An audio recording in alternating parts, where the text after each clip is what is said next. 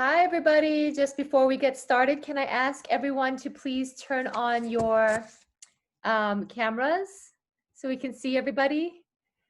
Please turn on your cameras, but please remain on mute until later on in the conversation where we will start taking questions from everyone. Hi.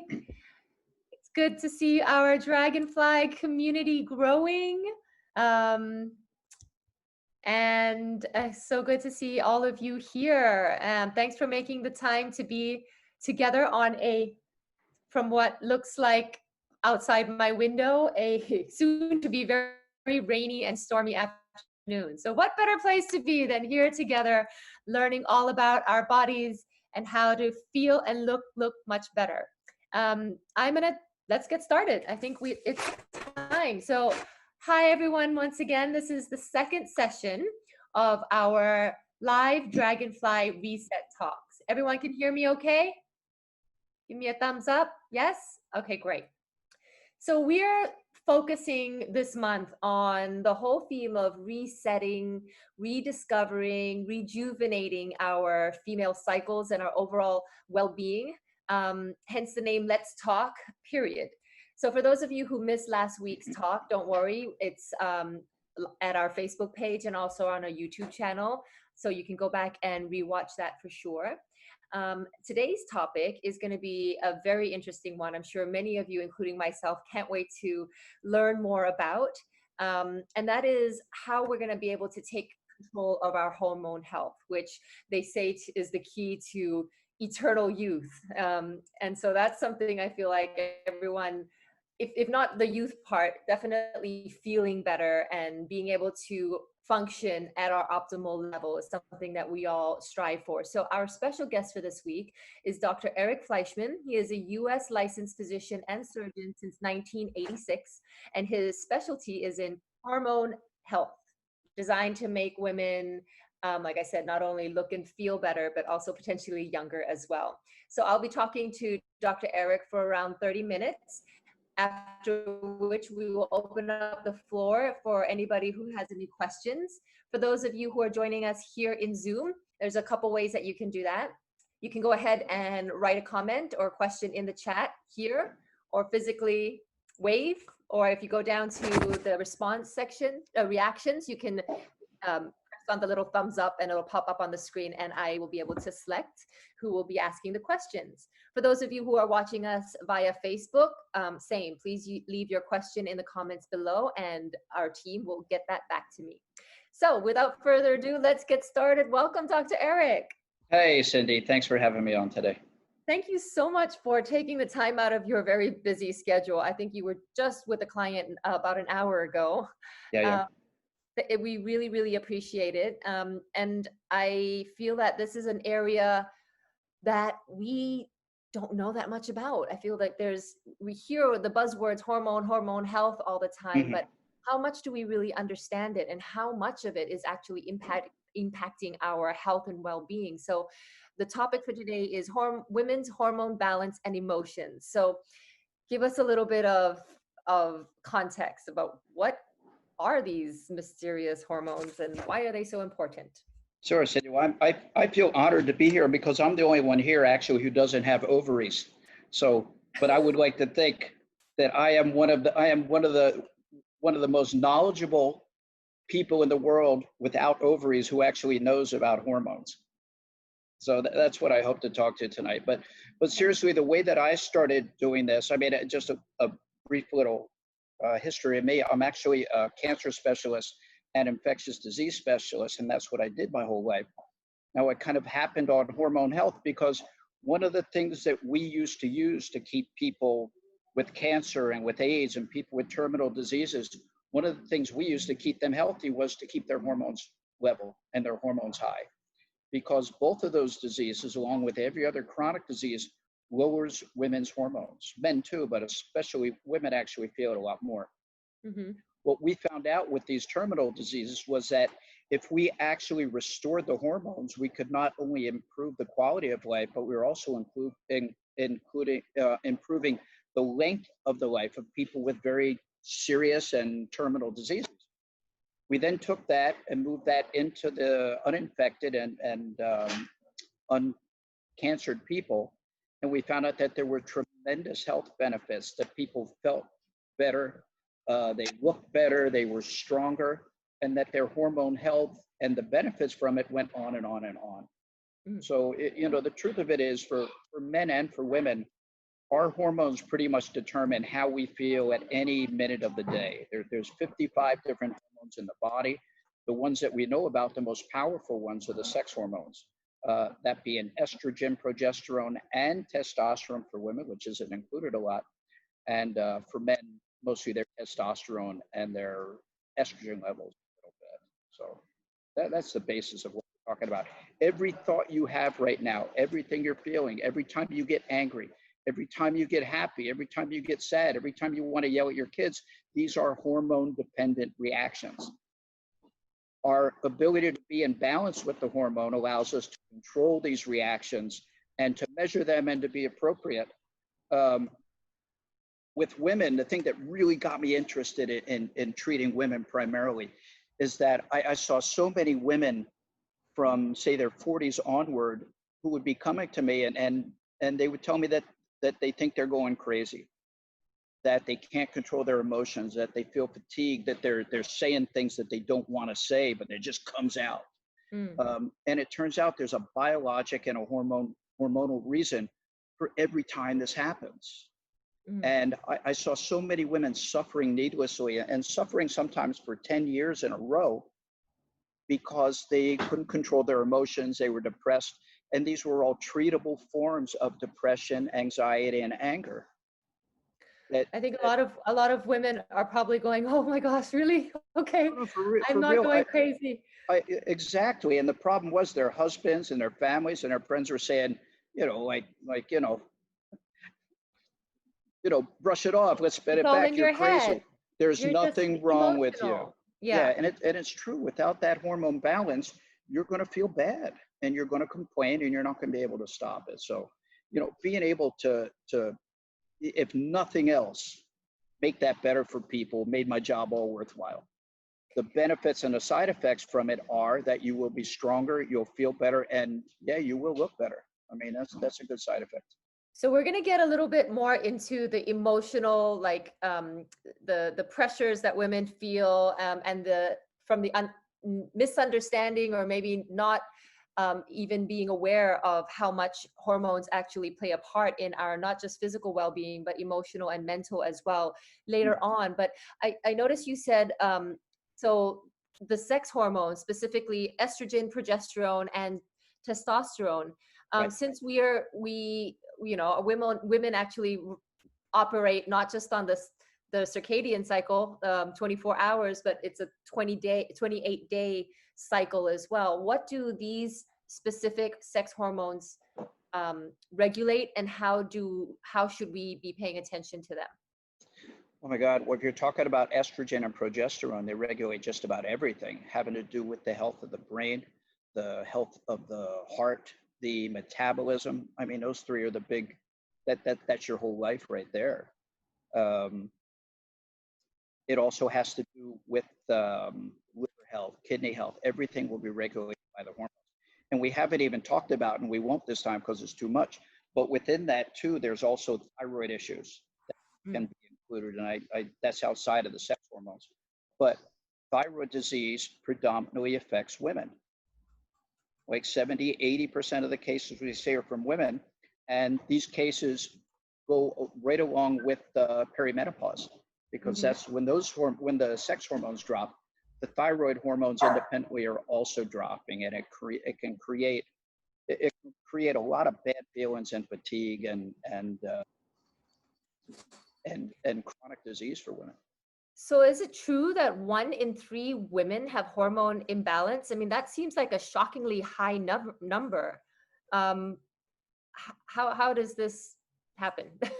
Well, I mean, I'll show you if you want to put up, if I can get all scientific and all on you, if you can put up the first slide, I can show you the one with the graph.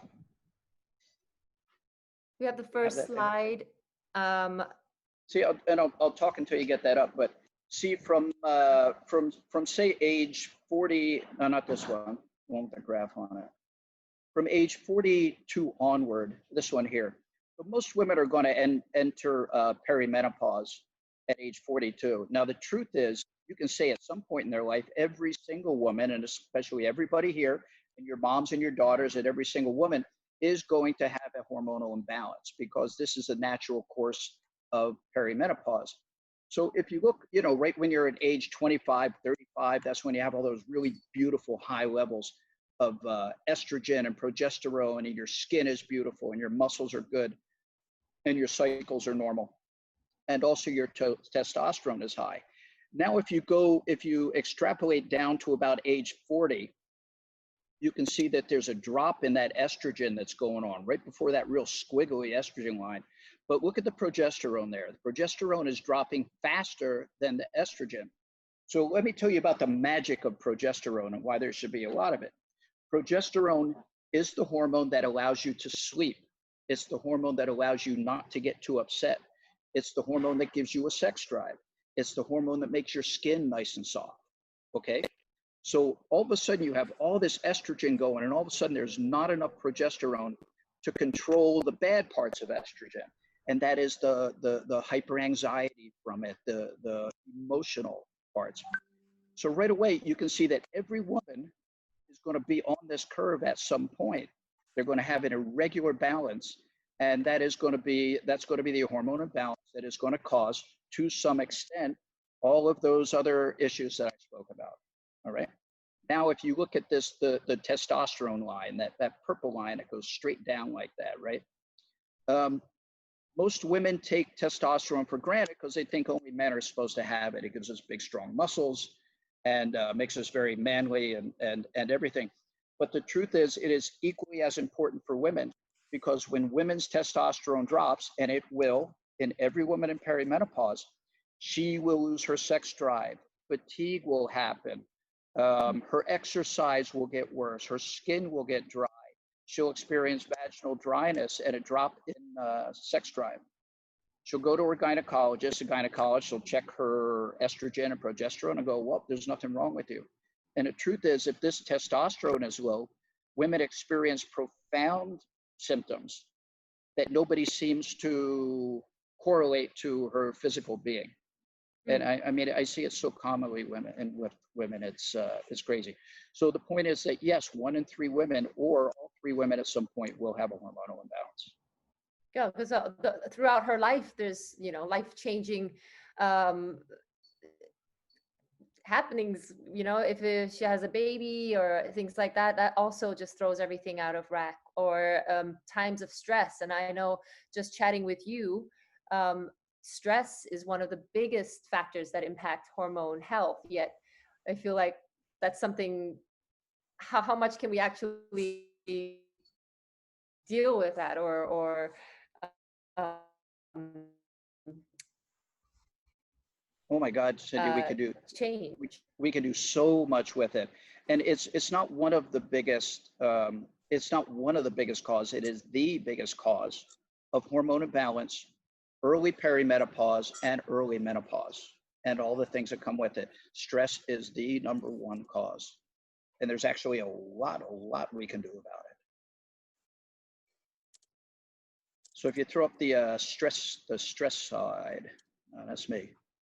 So what is specifically, so stress actually has a profound physiological effect on us as well. Can you just walk us through the mechanics of that? Let's see the stress. Okay, here we go. Sure. Stress is palpable. Stress is, you know, when you say, oh my God, I'm stressed, there is a hormonal and biologic reaction going on in your body that is definable, testable, and measurable. Okay. So your body has 2 hormone paths. I don't know if we have that one. Okay. So there's 2 hormone paths.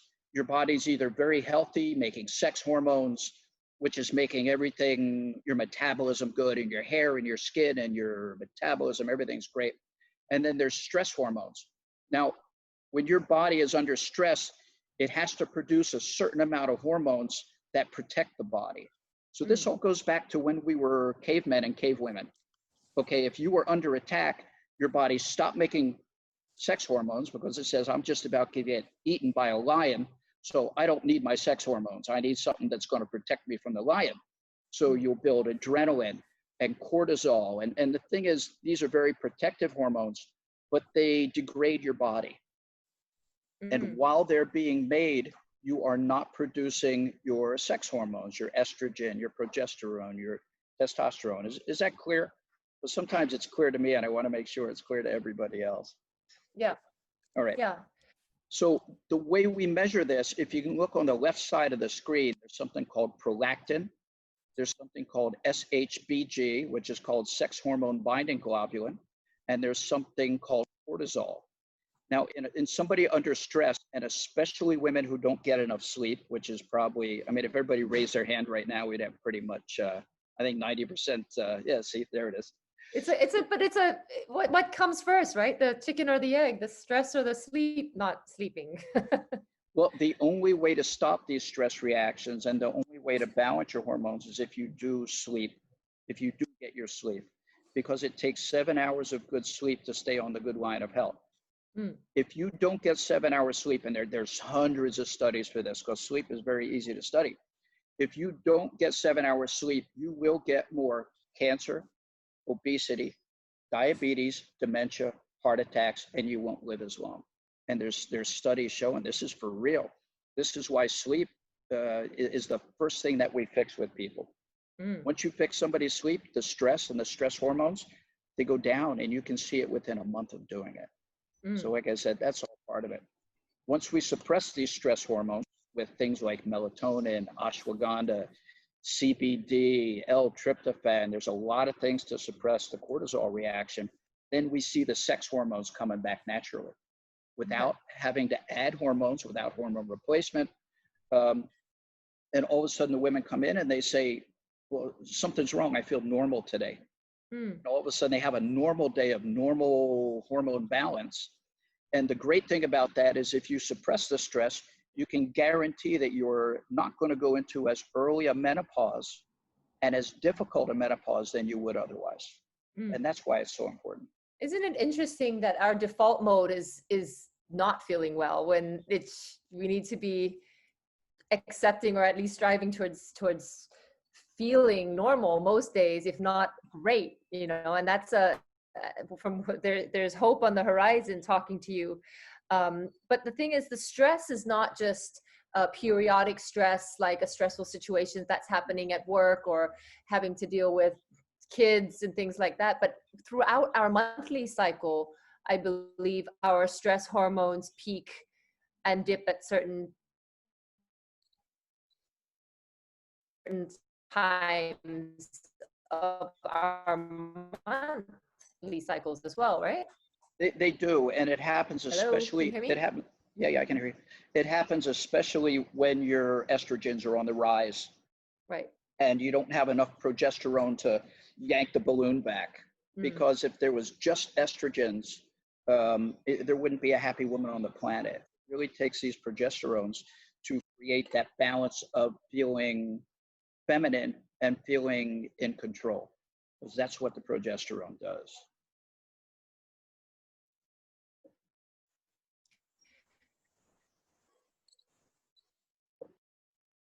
So we should be paying extra, but throughout our weekly, in the ovulation stage, so that we are able to perhaps plan ahead and deal with these emotions, or at least be more accepting of where we're at and allow ourselves time to rest. Yeah, I think so. But then on the other hand, I think there's a very proactive way to go about your hormone health, especially before you hit the age of 40 or when you're in the earliest part of the years of the 40 years. You can be proactive, and there's things you can do that will extend the health and the longevity of your ovaries to continue to produce all natural levels of these very important hormones. But like I said, the most important one, and the one that people notice first, I mean, sometimes it's easier to quantify it, is the progesterone. And when your progesterone drops, you're going to tell me about it. You're going to say, I can't sleep. I used to sleep great. I can't sleep now. And I'm starting to yell at my kids more than I used to. And that's from progesterone. There's no question there. Just for everyone watching here, if you have any questions, you can go ahead and start asking them in the chat room as well.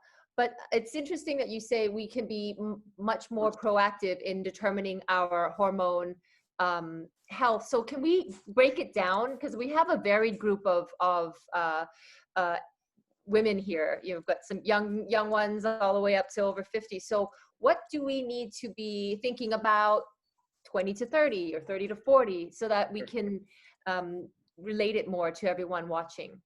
Right. Well, the very easy and the things that seem very obvious are diet, exercise, sleep. You know, it's great when you're in your 20s and 30s, like there's absolutely no reason to sleep. I mean, I used to work a 24-hour hospital shift, go out for 6 hours and go back, you know, get 2 hours sleep and I'm good. Those were the days. We could all do that back then. Once women start getting into the age, you know, closer to 40, that recovery process is not going to be possible because you don't have the hormones to make that recovery happen so efficiently the way it used to happen. So I would say as you get more into your 30s and especially as you get into your 40s, you must focus on sleep. You must focus on removing as much sugar as possible from your diet because sugar actually raises those stress hormones. Sugar raises cortisol, it raises everything bad. And exercise, of course, because exercise will raise your own testosterone naturally, which will raise your sex drive, cut fat on your body, and make your skin really nice and smooth. Those are the things to do beforehand. Now, externally from that, things that you can do otherwise, I mean, you have to know your environment, right? I mean, if we were living on a beach in Bali and having fresh food every day and nobody was yelling at you 3 hours a day, you wouldn't have a whole lot of need for anything extra. If you live in Bangkok and you're breathing this air and drinking this water and dealing with traffic every day, you're going to have to do something else to supplant your health to keep your hormones healthy. So there's certain things that we recommend to people that will build your hormones naturally. One of them is very simply the medicine melatonin. Now, melatonin isn't a vitamin, it's actually a hormone. Melatonin is the building block of every hormone in your body, and that includes estrogens and progesterones and testosterone. So getting good sleep with melatonin doesn't just give you sleep, it actually helps your hormone health. All right. The other thing is vitamin D deficiencies. Now, everybody thinks Thailand is this big, bright, wonderful country where we all get so much sun, so we don't need vitamin D. But I can tell you that 60+% of the women that I see in here and in my office in Vietnam have low vitamin D levels because they go out with umbrellas, they cover up from head to toe. You know, they if only your face is covered in the sun, you won't be getting enough vitamin D. And if you're spending hours a day on your computer or your phone, it just sucks the vitamin D straight out of your body. So that's another part. If you don't have enough vitamin D, you won't be able to produce good hormones. It's like having a machine, but not having the proper machinery inside it to make it run correctly. So when you're young, do you need to focus on this? Yeah, a little bit you do. When you get into the 40s or you get to be 60 like I am, then it becomes a very important part of maintaining the machine in its most efficient state to make the best hormones you can at that age. Then once you get past that, then you can talk about things you can do to boost your own hormones, which we do in many cases for women in their 40s and men, or then hormone replacement with bioidentical hormones. And that happens after you can no longer produce good hormones on your own. So, I mean, there's something for everybody at every stage. It's really never too early to start or to look at it. And one of the best things you can do is you can talk to your mother and ask her how old she was when she went through menopause, because that is a very, very strong predictor about when you too will go through your menopause. Okay, so things to think about. But then what about, you know, not just the emotional, physical well-being? Everyone here, and understandably so, probably worry about aging as well. So what do hormones actually play on the aging process, and how do we slow that down? Oh, okay. Well, the one thing that hormones do is they make your cells regenerate faster. Okay, and that's not just the sex hormones. Estrogen and progesterone and testosterone, they make cells make more cells, right? If you could make new cells every day of your life, you're never going to get old, or you're going to look like Cindy. Cindy always looks young. All right, she's very lucky. The rest of us, we got to put a little more work into it. Then there's another hormone that we test that has to do with the sex hormones and every other hormone in your body, and that's called growth hormone. And that's a test called IGF-1, and that will be directly predictive of how fast your cells regenerate. Now, the truth is, people only get old, hair only gets gray, skin only gets dry and scaly when there is not enough hormone to make it regenerate at a faster pace. Adding the hormones and healthy hormones will do that directly. So that's why good hormones mean you look young, and all of the cells in your body, not just your face, not just the external part, but your liver, your kidneys, your neurologic system, your GI system, under normal hormone levels, these regenerate at a very fast pace, and you feel young, you feel healthy, you feel vital, all your hormones and your organs are working like they're supposed to. So it directly affects how fast you age. So, you know, you mentioned thyroid a little bit in the beginning. How does that play, and how can we be taking care of our thyroid health as well? Sure. So by the age of 40, every year afterwards, a woman's thyroid production will drop 1%. Now, the thyroid's a hard worker in your body. If you have a metabolism, that metabolism comes from your thyroid predominantly. So that's going to determine how fast you burn fat, how much energy you get from your muscles and your cells, how fast your brain thinks, how quickly your skin regenerates. One of the main signs of low thyroid, and one of the first signs women notice, is dry skin and hair getting very brittle and falling out. Okay. One of the problems with this is if you get a health screening done at Bumgrad or Summit of Age or anything like that. One of the things they always test for your hormones is they will test your thyroid hormones. Now they'll look at the numbers in a normal range. Doctors say you're doing great, but meanwhile you've noticed that you've gained 10 kilos, your skin doesn't feel right, the fat's in the wrong places. So in a number of women, there's something that the scientific term is called euthyroid hypothyroid, which means normal numbers, bad thyroid. Because the range of testing in thyroid is so large that you have to correlate it to what each patient is really feeling or doing. So in these women, when we replace some thyroid, because the thyroid is not functioning like it did when they were young, all of a sudden they feel normal again. They lose weight. Their thought is quick. They feel socially engaged. They don't feel isolated and depressed. So it's you can make a lot of fine changes in people to bring them back to normal.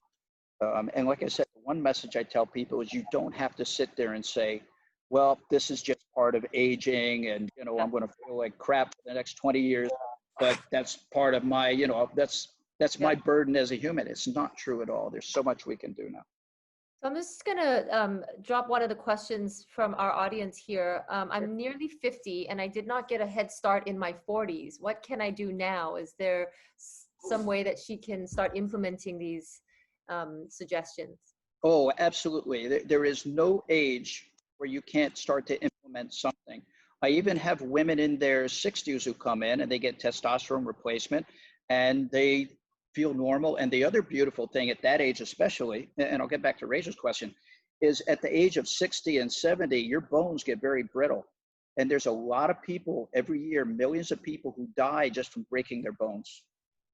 Hip fractures, and then they die right away from it. This is all because of soft bones. Now, going back to somebody in their 50s, if they've already gone through menopause, or if they've just gone through it a little while, doing bioidentical hormone replacement for the right person who's appropriate can turn it all around again. And not only that, on an even bigger level than this, one of the things that they're looking at now, especially for women who go into very early menopause, is there's a study where they're actually putting stem cells directly into the ovaries. to make the ovaries start producing normal hormones again. We have other ways of doing that that don't take, somebody sticking a hole in your stomach and putting something into your ovary. If you can boost a woman's growth hormone, then those hormones will talk to the ovaries, and the ovaries will then believe that they're younger again and start producing more normal hormones. So I've had women that I've treated who have gone through menopause, who were experiencing all these things, and we boost their growth hormone and their menstrual cycle. There's a few things that do that. One of the things is the things we can do to raise growth hormone. The other thing is a compound called NAD. It's called NAD plus nicotinamide adenosine dinucleotide, which is why we call it NAD. This actually stimulates the mitochondria, or the power centers of the cells, which there's many, many, many in the ovaries, to start producing again. And this is one of the substances I recommend. Not only for people who want to stimulate their ovaries, but also for women who want to get pregnant, because this can make the body produce very strong eggs. Yeah, so the answer is, Rachel, there's so much you can do at 50. If you start at 40, it's easier, because then you can prevent it. If you start at 50, you can replace it and get back to normal. We got a ton of questions coming in here. I'm going to jump over to the one, since we touched on thyroid. Any recommendations for natural alternatives or treatments and solutions for hyperthyroid? Yeah, thyroid is we've been treating thyroid for hundreds of years already. It was one of the first things to really be determined as a problem with metabolism. I like to treat thyroid with the natural hot thyroid instead of the synthetic thyroid. There's something called desiccated or armor thyroid. I think that's the substance to do it. But one of the ways we do it, and I don't like doing it too often because people tend to overdose on it, is by getting additional iodine in the body. If you have a sluggish thyroid and you take a little bit of additional iodine, it can speed up your thyroid. But I've seen people do too much, and then they feel terrible, and then they yell at me for it. So, I'm a mother of a preteen. She's going to be going through puberty here in a few years. Part of the education I aim to give her is not just the physical things that changes her body will go through, but to be able to give her a head start in terms of taking care of her hormone health from the earliest age possible. But I do notice that nowadays girls are getting their periods a lot faster. Is this because of the stressors, outside stressors, or is something else that we need to be paying attention to? Oh, that's actually a very important trend. One of the things that we have more and more of in our food these days, in our milk and our meat and our chicken and everything, is more estrogens. And so the exogenous estrogens and hormones are causing early maturity of these young girls' ovaries. Now, there's a lot of things wrong with that. It makes girls probably start dealing with the emotional and physical aspects of it before they're prepared for it. But my concern with this is that it's also going to lead us to a lot of early menopause in these women, because, as you know, you only get a certain amount of eggs in your lifetime. And so if this continues, when people get their menstrual cycle so early, I think they're going to get perimenopause potentially early. Now, between the time your period starts and between the time you have perimenopause, there's lots of variables that make it go one way or the other: stress, weight, how you take care of yourself. But that's my concern. On the contralateral side of it, for men, we've noticed that year after year after year, men's testosterone levels are dropping. At the same age, the men are getting lower and lower testosterone, and this is a function of them getting estrogen in a lot of the foods, and it's suppressing their testosterone response.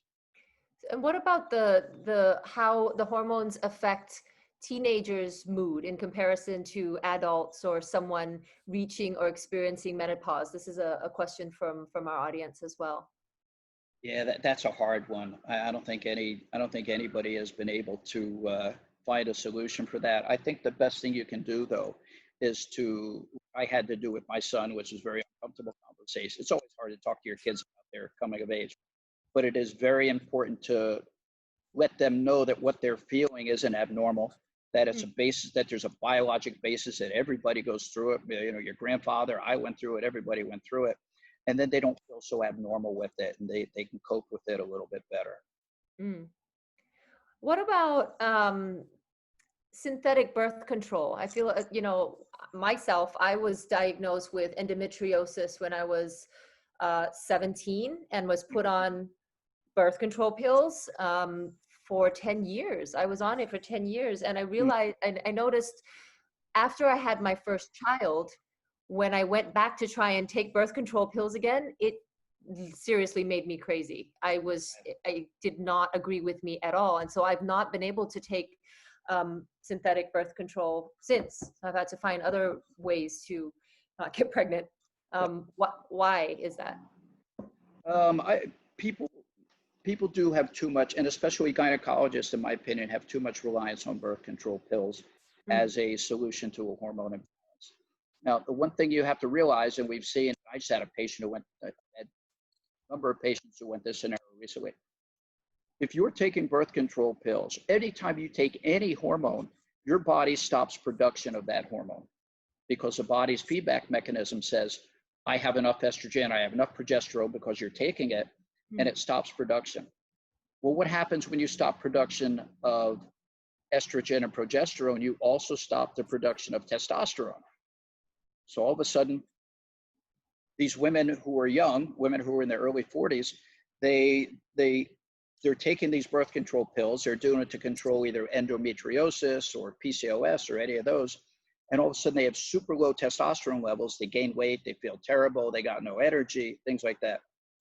But the problem in general is if you take birth control pills for too long, then, like I said, your ovaries will stop their function and halt their function. And I think that's going to lead you to a much earlier menopause. That's the biggest problem with it. When women get into perimenopause, if you go to the gynecologist, usually what they're going to do to you is give you a birth control pill. And like I said, that's like treating a sniper shot with a shotgun. That's just going to take care of everything at once, but it's going to suppress. It's not going to treat specifically what you need. Maybe you need a little more estrogen. Maybe you don't need estrogen at all and you just need progesterone. If you take a more individualized approach, it's much healthier. So, I mean, that sounds like common sense. You want to be able to treat each woman specifically to what she needs. And so the fact that we still aren't doing that for women is something that I don't understand. But so what are some symptoms or signs that we need to be paying attention to in terms of hormonal imbalance in our body? That's for anybody, but specifically, I think this is another question. Is it common for young women going through puberty to already have a hormone imbalance? You know, I mean, puberty by definition is a hormone imbalance, because it's at that point, you're not going to be producing all the hormone, which is why kids in puberty, male and female, go a little crazy, and we have to cut them a little slack, even though when they're your kids, you don't want to all the time. That is by definition a hormone imbalance, when the levels are just trying to reach what they're going to balance out at. It's like new production. But for most importantly, for women, once they turn 40, the average age that women go through perimenopause or start perimenopause is about 42 or 43. Perimenopause by definition can either be 2 years or 10 years. And every woman is going to be different with the rates that their hormones drop and which hormones drop at which rate. And that's why it has to be so individual. But the signs and symptoms are pretty reliable and reproducible. Number one, the number one that I hear all the time is sleep. Can't sleep anymore. Just can't sleep. Do you have anything going on? Do you have any stress in your life? No. Change your diet? No. Just can't sleep. That's the first one. Number two is usually it's one of two things. It's either a lower sex drive without any explanation to it, no psychological things going on, no family issues, no depression, or dry skin. Those are the three earliest signs of perimenopause, and they can go on insidiously, getting a little stronger every year for year after year after year after year. And then when these start getting really bad, that's when women start to think like, well, maybe this, or women don't think, they think either they're crazy or they think that maybe they should see their gynecologist about it and get their levels checked. But unfortunately, in the state of gynecology in Thailand and even in America, there's usually only one treatment for this, and that's to give birth control pills. And it only takes people who are very experienced in this to try to break it down, check the progesterone, estrogen, and testosterone, check the thyroid, correlate it all together, and then come up with an individual solution that's not going to suppress the hormones, but it's going to try to get the most out of your ovaries, you know, until the time is that they will start to not produce, and you'll go through a reasonable menopause, not an early one. So speaking of, you know, hormone imbalance symptoms, there's a couple questions here about PMS, and that was something I actually wanted to talk to you about. What, you know, PMS gets a bad rap, or we tend to use it as an excuse for all sorts of bad behavior, or our partners like to blame it when we're having a bad day or something, but it's quite real. Am I correct? And how are we doomed to forever suffer these symptoms every month, or is there something we can actually do about it? Well, man, I'll tell you, Cindy, the one thing I have not been, and not been for a reason, is a PMS specialist, because it's very, very difficult to control. The PMS is coming from, but the PMS is actually kind of it's kind of a view into what perimenopause could be, because it's coming from the large drops from the high estrogen surges and the low progesterone to control it, and these fast drops up and down.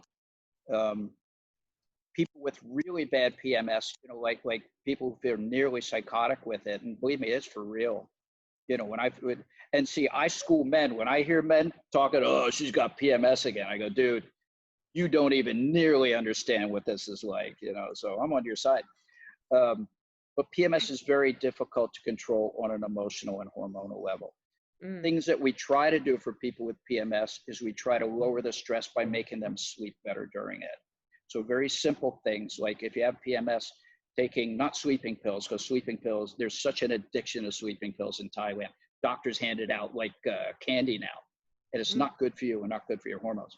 But if you're using things like melatonin, like L-tryptophan, like ashwagandha, those things during PMS will get you better sleep, calm, take the edge off the anxiety, take the high parts off of the high emotional aspects of it, and help you through PMS. Like I said, I'm not a PMS specialist. It's very difficult to tackle. So sleep seems to be one of the main things that we really need to target here. And I noticed you mentioned melatonin quite often. Is that something we can be taking every day for the rest of our lives, and should we? It is for sure. And the recent studies on it from anti-aging are really, really very, very positive. You know, our melatonin is something that we all make. Your body's making it every day. And it comes from a couple places. It comes from your brain, and it comes from your gut, from your stomach, actually. So the things we try to stress with people is to have good gut health. So people should take probiotics. Probiotics give you good gut health. If you have good gut health, you're making more melatonin on your own, and more serotonin, which is the neurotransmitter that keeps you not depressed. So that's the first part of it. Secondly, once again, at the age of 40 being that magic age, your own melatonin production will drop 1% per year. And this is why you find women in their 50s and their 60s saying, I can't sleep. And it's because their body is not producing that beautiful brain protecting, hormone producing substance called melatonin. So yeah, you can take melatonin for the rest of your life. I take it religiously, 2.5 milligrams a night, and I sleep like a baby, and I'm happy that I do. Hormone health requires the substances to make hormones. Melatonin is one of the most important substances in your body that will turn into proper hormones. All proper hormones, not just estrogen. We're talking thyroid hormones, sex hormones, adrenal hormones. Every hormone has a building block of melatonin. Big fan. so here in Asia, a part of the reason we're trying to create more content in this area is so that we can encourage open and honest conversations. I feel like there's a reluctance or a bit of a conservative approach when it comes to opening up about some very basic and important things like our health and our women's cycles, menstruation and things like that. How do you think that kind of mentality affects women getting the help or seeking the help that they actually need to live fulfilling, healthy and comfortable lives here? It's really hard being stoic. You know, I think in the Thai culture, women are kind of trained to be stoic about it and not talk about it. You know, I think probably 80% of the patients who come in, when I ask them about their sex drive, and I get to like the, you know, or they'll say, well, that's not important to me anymore. Now, the reason I'm asking it, I'm not trying to get personal. Your level of sex drive is predictive of not only your energy, but your cardiac health, your physical health, your metabolism. It's a very important factor, and it shouldn't have a sleazy connotation to it. But you know, it takes a while talking to people. Also, they have to be comfortable, and whoever your doctor is, he has to be able to talk to you in a way that makes you comfortable enough to be that honest with them. Yeah. Now, it's different in every culture. American, you go to America, they'll talk about their sex drive before you ask them. Vietnam, the women are very, very open about it. They'll tell you right away. You talk about sex drive, and they'll, you know, one of the big issues they come in for is sex drive and vaginal dryness. Whereas in Thailand, I think they just kind of let it go because they're too shy to come talk to the doctor about it. So you have to create more of an open forum. And or society has told us that we are not allowed to talk about sex, or we're not deserving of having fulfilling and great sex lives either. So that's really interesting. And I think it does shine some light on lots of different other factors that impact just women being able to live our best lives as well. So that's something perhaps we can change. Is there something that we can better educate our partners about hormone health, and that it's not just in our heads, and that we're not just going crazy, that there's this physiological changes happening? How do we educate men in order to get better support? I think you're doing that. I mean, you're doing that now with this forum, but like I said, this forum is all women in here. There's so many men. See, women confuse men. When men think about women and their hormones, they think it's just this nebulous, crazy mess that happens that they'll never understand it. But you know, if you educate people to the biology of it and the patterns of it, and you see that it's predictable and it's for real and it's scientific, then at least in my understanding, that's what men understand better. You know, most people just go, oh, and it's awful to hear, you know, oh, she's in her 45s now, you know, she's 45 now, dude, she's changing, and I don't know what to do. You know, men maybe aren't the most compassionate beings from the start, but I think once you educate them towards it, they do have the ability to do it. Like I said, I've learned so much about women. Yeah. I think they would, because otherwise they get confused, and men don't like to be confused. They like to be in control of all the facts. I'm telling you, I'm one of the luckiest men in the world to have worked with so many women, because I think at this age, I finally understand women much better than I did, and I wished I had understood women better when I was younger. So we're gonna share these to all of our male friends, colleagues, partners. Get them on the phone. I'll talk to them. I'll school them on it. Don't worry. It is really important. We've got a few more minutes here, so I'm going to take a few more questions. We've got one that says, what is the hormone that regulates weight gain? Weight gain, well, there's a few of them. Number one is thyroid. Number two would be testosterone. Number three would be progesterone even.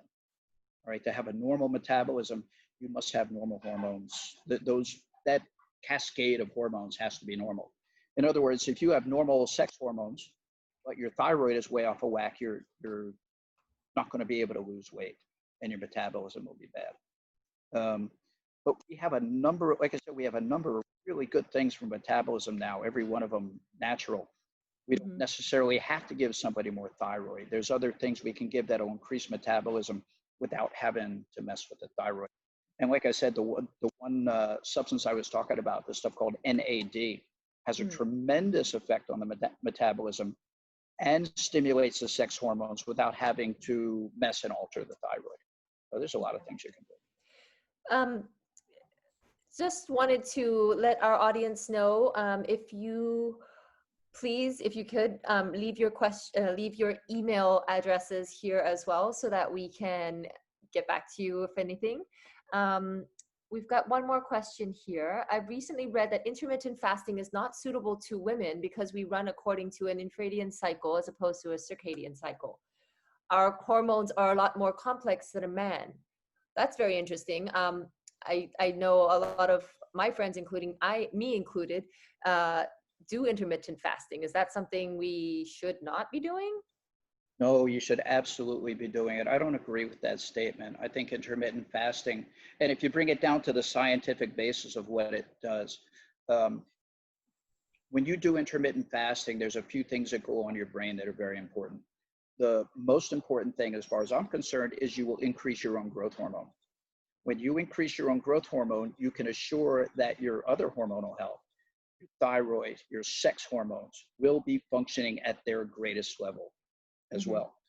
Number two, one of the things that degenerates the body into a stress condition more than anything is sugar and sugar intake.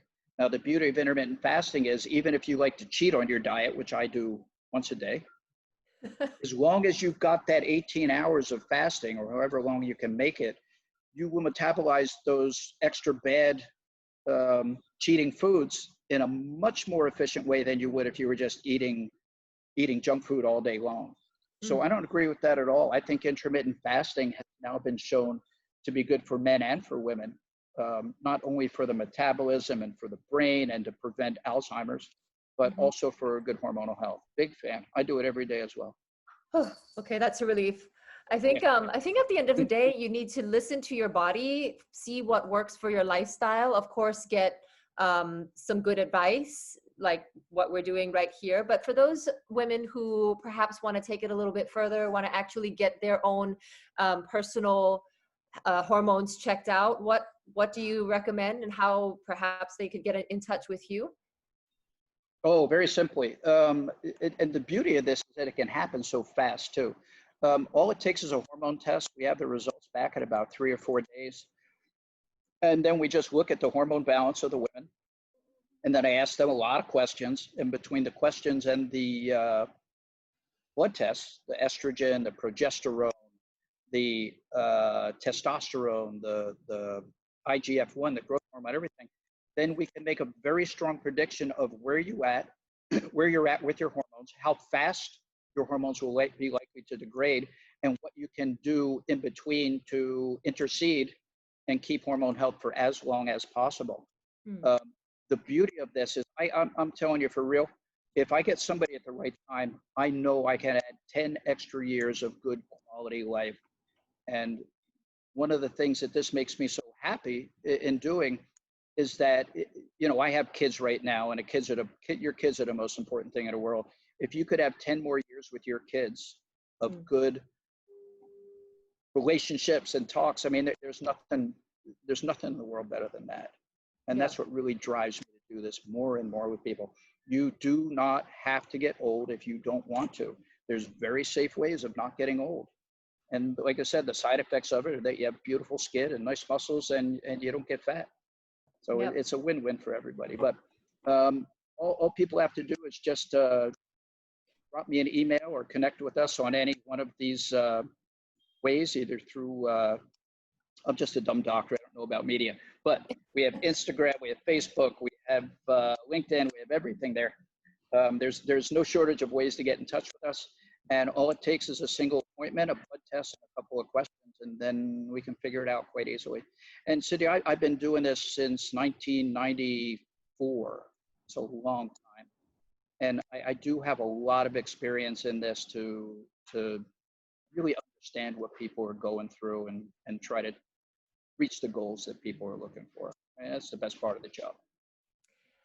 And I think just being able to know that there are so many things that you can do, that you're not doomed to a life of emotions that you can't control, lack of sleep. Speaking of lack of sleep, we've got one last question right here. Don't forget, ladies, to please leave your emails in the chat as well.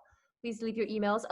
What melatonin dosage would you advise to supplement? I think you said 2. Well, it depends on the person. I would recommend starting at 1 milligram, 1 to 2 milligrams. You can go up to 5, or in some extreme cases, there's some people who have real bad sleeping problems, and they could even go up to 10 milligrams. Some of the scientists talking about melatonin say that we need 20 milligrams a day for everybody. If you take 20 milligrams a day, you're going to be head down on the computer all day, so I don't recommend that. But I recommend titrating it up to the point where you get good sleep and you're not waking up with a hangover, and needing a lot of coffee to get your day going. It's individual in everybody, but it's the wonder anti-aging medicine of the 2000s. So I highly suggest trying it. Amazing. So definitely some takeaways, some really practical things that we can be doing right away. Of course, if you want to learn more, if you want to have a proper consultation with Eric, I've already done it. I know a few people here on the team have already done it. And just from the few suggestions that he's made, I've started taking melatonin every night, DHEA, trying to get some pregnenolone, but that's hard to get here. But just simple things, and realizing that we are able to really can make changes to make our lives much better, feel much better, and not take so much pressure to be this ultra performing multitasker 24/7 all the time. Oh, there's my pup. It's something that's very hopeful, and I feel that if we're all here together, we'll be able to move forward in a much more positive, hopeful way. So thank you so much, Dr. Eric, for what's been like over an hour, almost an hour now, way over time, but judging from all the comments, questions, everyone's been really interested and gotten a lot of very useful information as well. Well, remember, for those of you I've met in your life, they got issues too. Bring them in, I'll give them a good talking to. They'll understand you better, and perhaps we can raise their testosterone so they're a little happier too. That's even easier to treat men than women. Women are a little complex. Wow, you're going to have to offer a 2-for-1 package deal then. All God's children are welcome in my office, so we can figure it out. Thank you so much again. Don't forget, everybody, we have another date next Thursday. We're going to be meeting like this on a regular basis every Thursday. And before we all leave, can I ask everyone to turn their cameras on? We're going to say goodbye together. My puppy's saying goodbye. Can we get everyone to turn their cameras on? And we're going to wave goodbye. Thank you all for being here. So happy to see all you beautiful smiling faces. I hope you guys got a lot out of this 1 hour, and wishing you a very happy, healthy, youthful week and years ahead. Thank you. Bye. Bye, everybody. Bye, everyone.